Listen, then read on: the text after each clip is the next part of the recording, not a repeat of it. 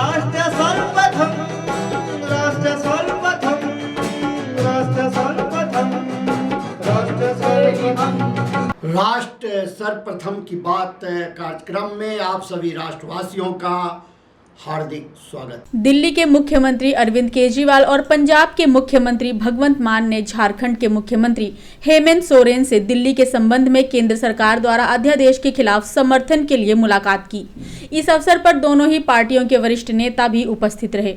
Media को संबोधित करते हुए मुख्यमंत्री केजरीवाल ने जहां झामुमो नेता हेमंत सोरेन द्वारा दिए गए समर्थन के लिए झारखंड के मुख्यमंत्री का धन्यवाद किया, वहीं झामुमो नेता ने कहा कि केंद्र सरकार द्वारा किए जा रहे कार्य के कारण संघीय ढांचे और अनेकता में एकता पर प्रहार हुआ है। सबसे पहले मैं झारखंड के ऑनरेबल सीएम हेमंत सोरेन जी का तहे दिल से शुक्रिया अदा करना चाहता हूं कि आज उन्होंने बहुत ही वार्म और अफेक्शनेट तरीके से हम लोगों को रिसीव किया, हमें मिलने का समय दिया। आप सब लोग जानते हैं कि हम पूरे किस तरह से दिल्ली के लोगों के साथ अभी पिछले महीने बहुत बड़ा अन्याय हुआ, उनके जनतांत्रिक हक छीन लिए गए।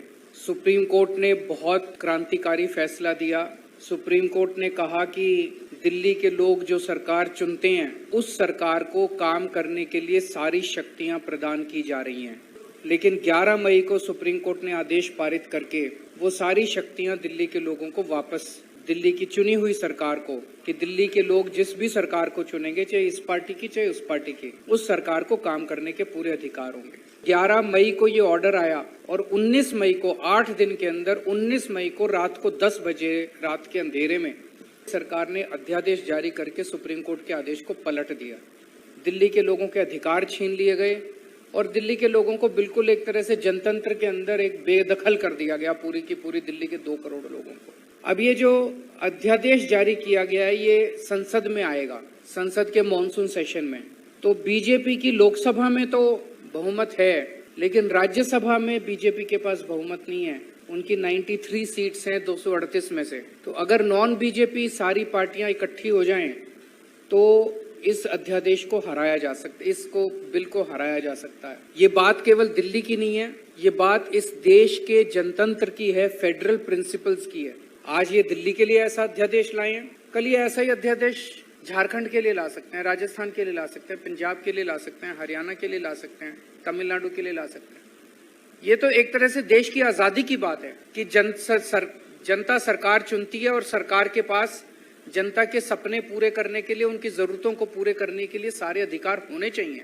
ये एक तरह से संविधान के साथ छेड़छाड़ कर रहे हैं, संविधान के बेसिक मूल्यों के साथ छेड़छाड़ कर रहे हैं। आज काफी लंबी चर्चा हुई हेमंत जी से और मैं दिल्ली के लोगों की तरफ से हेमंत जी का और उनकी पार्टी का तहे दिल से शुक्रिया अदा करना चाहता हूं कि उन्होंने पूरा सहयोग देने का हमें आश्वासन दिया है कि संसद के अंदर भी और संसद के बाहर भी जनतंत्र को कुचलने के लिए ये जो अध्यादेश लाया गया है इसके खिलाफ वो पूरा हमें समर्थन देंगे। पत्रकार मित्रों, जैसे कि अभी वर्तमान समय में चुनी हुई सरकार को किस तरीके से काम नहीं करने देने का एक योजनाबद्ध कार्य केंद्र सरकार के द्वारा की जा रही है, ये कहीं न कहीं लोकतांत्रिक व्यवस्था, संघीय ढांचे का एक इस पर प्रभार है, हम इसको कह सकते हैं। और जो देश की ताकत जिसको हम कह सकते थे, अनेकता में एकता, उस पर भी ये बड़ा प्रहार है।